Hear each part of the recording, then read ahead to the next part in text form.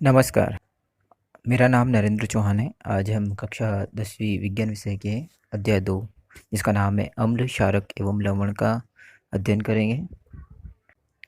प्रारंभ करने से पहले आपको यह पता होना चाहिए कि अम्ल, क्षार क्या होते हैं। आपने कक्षा 9th में पढ़ा होगा कि अम्ल और क्षार क्या होते हैं, उनके बारे में ध्यान से आपने पढ़ा होगा। जो भी खट्टे पदार्थ होते हैं उनमें अम्ल की मात्रा पाई जाती है और जितने भी कड़वे पदार्थ होते हैं उनमें क्षार की मात्रा पाई जाती है। जैसे कि अगर आप देखेंगे आम, केरी, इमली अधिकतर खट्टे पदार्थ हैं, तो इनमें अम्ल की मात्रा पाई जाती है। इसके अलावा अगर मान लो कभी भी नहाते हुए आपके मुंह में थोड़ा सा भी साबुन चला जाता है तो आपको वो कड़वा लगता है और यह क्षार की प्रकृति होती है। मतलब साबुन जो है क्षार प्रकृति का होता है। तो आपको ये पता चलता है कि जितने भी खट्टे पदार्थ हैं वो अम्ल होते हैं और कड़वे क्षार होते हैं। तो सबसे पहले हम ये देखते हैं कि इनके गुण क्या क्या होते हैं और अगर मान लो एग्ज़ाम में आ गया तो आप उनके बारे में डिफ़ाइन कैसे करेंगे और उनका अंतर कैसे बताएंगे। तो सबसे पहले देखते हैं हम अम्ल, जिसको एसिड कहा जाता है। ये स्वाद में खट्टे होते हैं तथा ये नीले लिटमस पत्र को लाल कर देते हैं तथा ये जलीय विलयन में H+ आयन देते हैं।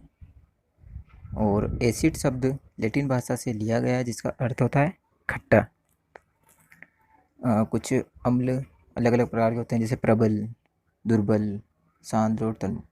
तो प्रबल अम्ल वो होते हैं जिसमें अम्ल की मात्रा अधिक होती है तथा दुर्बल अम्ल वो होते हैं जिनमें अम्ल की मात्रा कम होती है। सांद्र अम्ल वह होता है जिसमें अम्ल अधिक मात्रा में होता है जबकि जल अल्प मात्रा में अर्थात कम मात्रा में होता है।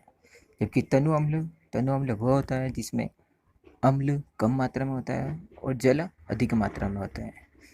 अब आगे देखते हैं हम कि क्षारक क्या होते हैं। क्षारक को बेस कहा जाता है। ये स्वाद में कड़वे होते हैं। ये लाल लिटमस पत्र को नीला कर देता है तथा ये जलीय विलयन में OH- आयन देता है। ठीक है, जहाँ पर भी आपको OH दिखेगा आप समझ जाइए वहाँ पर क्षार है। जैसे प्रबल क्षारक में देखिए NaOH, क्षार KOH, CaOH2, ये क्षार की पहचान है। प्रबल क्षारक वही होते हैं जिनमें क्षारक की मात्रा अधिक होती है तथा दुर्बल क्षारक वो होते हैं जिनमें क्षारक कम होता है। अब क्षार किसे कहते हैं? क्षार जल में घुलनशील क्षारक को क्षार कहते हैं। जैसे NaOH, KOH, MgOH2। इसके बाद आता है लवण या सॉल्ट। लवण अम्ल व क्षारक की परस्पर अभिक्रिया से प्राप्त होता है। उदाहरण है इसके NaCl, जिसे कि साधारण नमक या खाने वाला नमक होता है, और अगला है KCl। अब इसके बाद हम देखते हैं सूचक क्या होते हैं। इंडिकेटर्स हैं। सूचक वो होते हैं जो हमें किसी सूचना देते हैं। और अम्ल और क्षार में हम सूचक को पढ़ेंगे। इसमें देखेंगे हम सूचक किसी दिए हुए विलयन में अम्ल या क्षारक की उपस्थिति को दर्शाते हैं। अर्थात हमें यह सूचना देते हैं कि दिए गए पदार्थ में अम्ल और क्षार है या नहीं है या कितना है। रंग या गंध अम्लीय या क्षारक माध्यम में बदल जाता है। इनका जितने भी सूचक होते हैं इनका रंग या गंध बदल जाते हैं अम्लीय या क्षारक माध्यम में। सूचक किसी दिए हुए विलयन में अम्ल या क्षारक की उपस्थिति को दर्शाते हैं तथा सूचक का रंग या गंध अम्लीय या क्षारक माध्यम में बदल जाता है। अर्थात यह हमें सूचना देता है कि जो भी पदार्थ है वो किस प्रकार का है, अम्ल या क्षारीय। सूचक 3 प्रकार के होते हैं। पहला है प्राकृतिक सूचक, दूसरा कृत्रिम सूचक या संश्लेषित, तीसरा गंधीय सूचक। प्राकृतिक सूचक वे सूचक होते हैं जो प्राकृतिक तौर पर उपलब्ध होते हैं। ये पौधों में पाए जाते हैं। पहला है लिटमस, दूसरा लाल पत्ता गोभी, अगला है हाइड्रेंजिया पौधे का फूल, और एक और है हल्दी। ये सारे प्राकृतिक सूचक है। ये हमें प्राकृतिक तौर पर प्राप्त हो जाते हैं, इसलिए इन्हें प्राकृतिक सूचक कहा जाता है। संश्लेषित अर्थात कृत्रिम, जिन्हें मनुष्य के द्वारा निर्मित किया जाता है, वे संश्लेषित सूचक कहलाते हैं। ये रासायनिक पदार्थ हैं मेथिल ऑरेंज और फिनाल्फेथैलिन। अगले हैं गंधीय सूचक। इन पदार्थों की गंध अम्लीय या क्षारक माध्यम में बदल जाती है। ये सूचक है प्याज, लौंग, तेल। कुछ सूचक दिए गए हैं और उनके रंग और गंध जब अम्ल के साथ और क्षार के साथ मिलाते हैं तो उनमें क्या परिवर्तन होता है, यह लिखा गया है। जैसे लिटमस पत्र अगर अम्ल के साथ होगा तो लाल हो जाएगा और क्षार के नीला हो जाएगा। लाल पत्ता गोभी अम्ल के साथ होगा तो लाल और क्षार के साथ हरा। इसी प्रकार से सारे दे रखे हैं, आप पढ़ लीजिए। अम्ल और क्षार के रासायनिक गुण किस प्रकार से हैं वो हम पढ़ेंगे आगे। तो अम्ल और क्षारों के रासायनिक गुण। धातु की अभिक्रिया।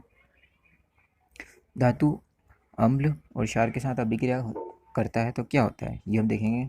तो सबसे पहले धातु अगर अम्ल के साथ अभिक्रिया करेगा तो क्या होगा, सबसे पहले देख लेते हैं। अम्ल प्लस धातु प्राप्त होता है लवण प्लस हाइड्रोजन, अर्थात HCl एक अम्ल है। तो देख लेते हैं समीकरण। 2HCl प्लस Zn धातु, तीर का निशान ZnCl2 प्लस H2, और क्षारक के साथ इसमें भी लवण और हाइड्रोजन प्राप्त होता है। देखिए 2NaOH एक क्षारक है OH प्लस Zn, तीर का निशान Na2ZnO2 प्लस H2। अब एक प्रैक्टिकल दिखाया गया आपको। इस प्रैक्टिकल में देखिए क्रियाकलाप 2.3, इसमें एक परख नली के अंदर दानेदार जिंक के टुकड़े और तनु सल्फ्यूरिक अम्ल मिलाया गया है और उसको एक नली की सहायता से जो गैस निकल रही है उसे एक साबुन के विलयन से गुजारा गया है, और जो उसके बुलबुले निकल रहे हैं उन बुलबुलों की तरफ हम एक जलती मोमबत्ती को ले जाते हैं, जिससे कि जो बुलबुले फटते हैं इससे हमें यह पता चलता है कि हाइड्रोजन गैस निकल रही है और उसका दहन हो रहा है। इसे पॉप टेस्ट भी कहा जाता है। तो आप देख सकते हैं चित्र में पॉप टेस्ट क्या होता है। हाइड्रोजन गैस में निहित परख नली के पास जब एक जलती मोमबत्ती लाई जाती है तो पॉप की ध्वनि उत्पन्न होती है। इस टेस्ट को हाइड्रोजन की उपस्थिति दर्शाने के लिए प्रयोग करते हैं। अगला है धातु कार्बोनेट तथा धातु बाइकार्बोनेट की अभिक्रिया। जब अम्ल और क्षार के साथ होती है तो क्या होता है। धातु कार्बोनेट तथा धातु बाइकार्बोनेट या हाइड्रोजन कार्बोनेट भी कहते हैं इसको। धातु कार्बोनेट देखिए कार्बन की उपस्थिति है अर्थात कार्बोनेट है, और जब उसमें H भी आ जाता है अर्थात हाइड्रोजन भी आ जाता है तो उसे बाइकार्बोनेट या हाइड्रोजन कार्बोनेट कहा जाता है। देखिए सबसे पहले धातु कार्बोनेट है यहाँ पर, जैसे Na2CO3, तो यहाँ पर CO3 कार्बोनेट।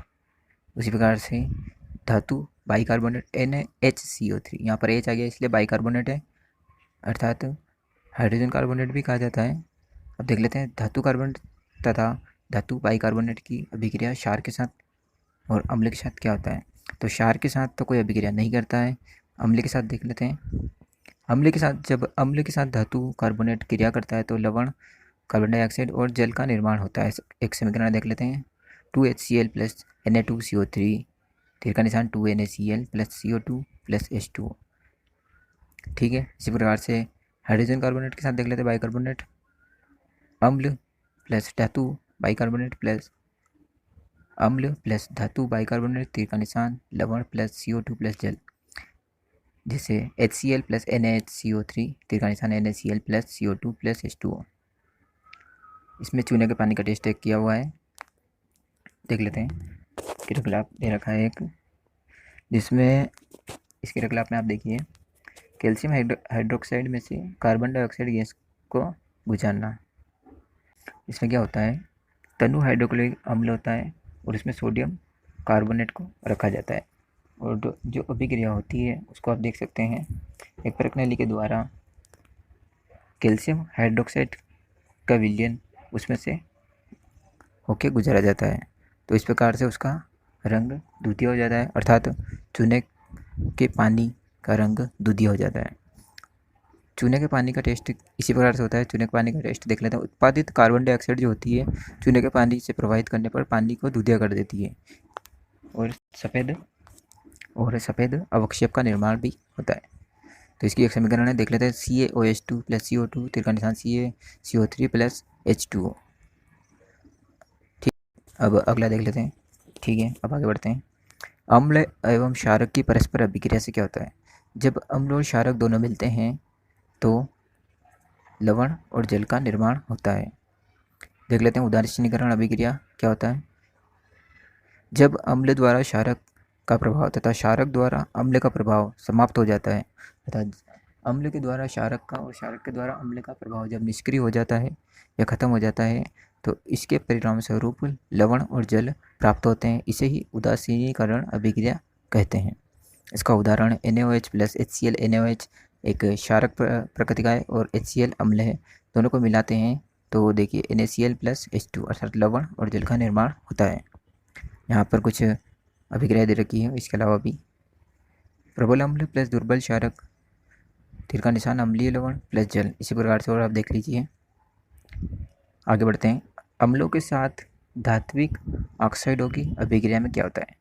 जब धात्विक ऑक्साइड अर्थात CuO, ऑक्सीजन की उपस्थिति वाला CuO अर्थात कॉपर ऑक्साइड अम्ल के साथ अभिक्रिया करता है अर्थात 2HCl, तीर का निशान CuCl2 प्लस H2, इसमें भी लवण तथा जल का निर्माण होता है।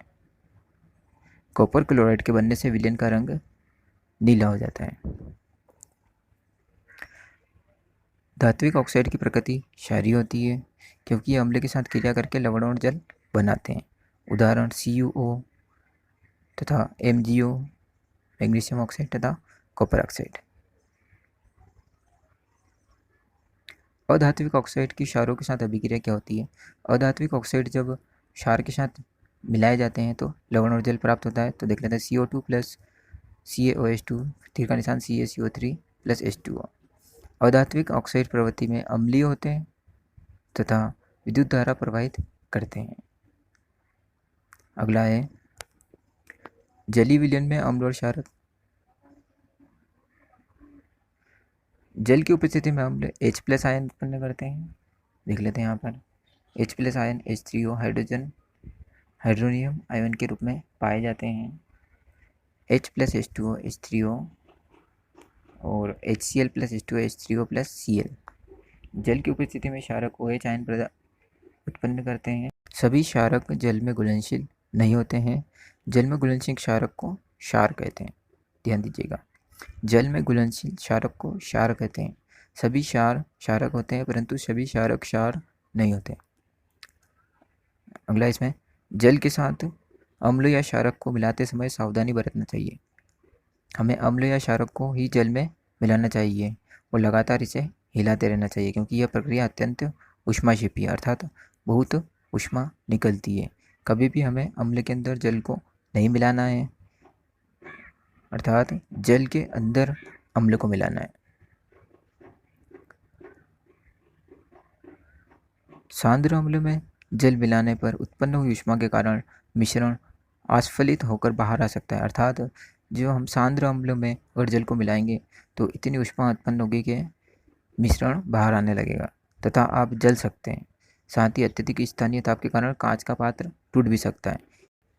इसलिए जल के अंदर अम्ल को मिलाना चाहिए अर्थात जल को बीकर में होना चाहिए और उसके अंदर अम्ल को धीरे धीरे हिलाते हुए मिलाना चाहिए। अगला है जल को अम्लों में डालने से क्या होता है? मिश्रण आस्फलित होकर बाहर आ सकता है। स्थानीय ताप के कारण कांच का पात्र टूट भी सकता है। अब आपने ये सारी चीज़ें देख ली है, एक बार फिर से देख लेते। अम्ल की अभिक्रिया है। अम्ल की अभिक्रिया धातु के साथ क्या होती है? तो लवण और हाइड्रोजन प्राप्त होता है और धातु बाइकार्बोनेट के साथ लवण प्लस CO2 प्लस जल और क्षारक के साथ लवण प्लस जल और धात्विक ऑक्साइड के साथ लवण प्लस जल और धातु कार्बोनेट के साथ लवण प्लस CO2 प्लस जल। इसी प्रकार क्षारक का भी आप देख लीजिए। क्षारक में धातु के साथ लवण प्लस हाइड्रोजन और धातु बाइकार्बोनेट के साथ कोई अभिक्रिया नहीं करता है। अम्ल के साथ लवण प्लस जल और अधात्विक ऑक्साइड के साथ लवण प्लस जल और धातु कार्बोनेट के साथ कोई अभिक्रिया नहीं करता है। अम्ल और क्षारकों में समानता है, कुछ समानता है देखिए। सभी अम्ल H+ आयन उत्पन्न करते हैं। सभी क्षारक OH- आयन उत्पन्न करते हैं। जब कोई अम्ल या क्षारक जल में मिलाया जाता है तो ये तनुकृत हो जाते हैं। जल में मिलाने पर आयन की सांद्रता H3O+ या OH- में प्रति इकाई आयतन की कमी हो जाती है। धन्यवाद।